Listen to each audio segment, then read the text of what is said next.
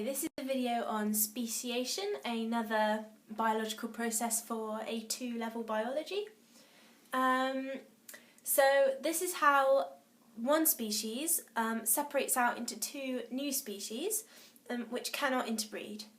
So we shall start with one species of fox, and in this population of this species there's already variation, and that could be due to mutations in, say, DNA replication.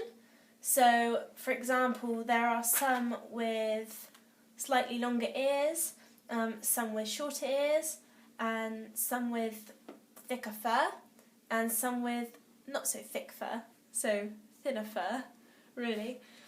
And then let's say there is a geographical isolation of some kind. So maybe a big mass of water comes and separates out the species. This is the sea. Some of the species go to one continent, maybe the Arctic, and some of the species go to another continent like Africa.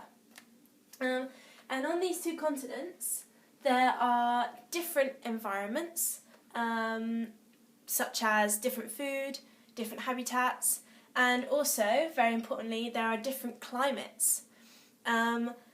So, organisms that are better adapted to survive in these different climates will survive and reproduce, passing on their beneficial alleles to the next generation.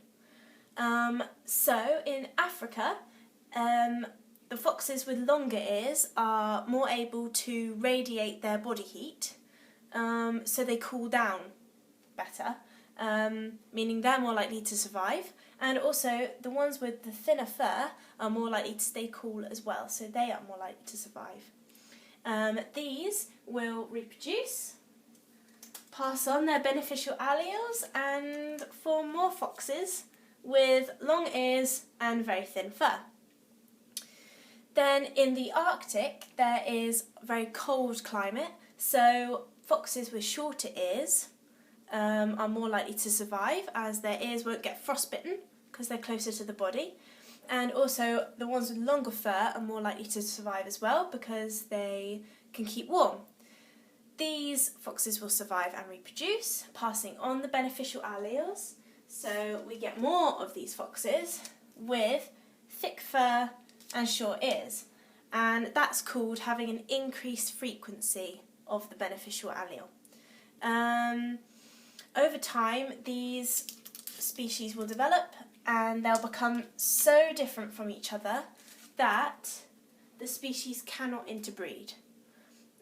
So if the fennec fox from Africa were to breed with the Arctic fox, the offspring wouldn't be fertile.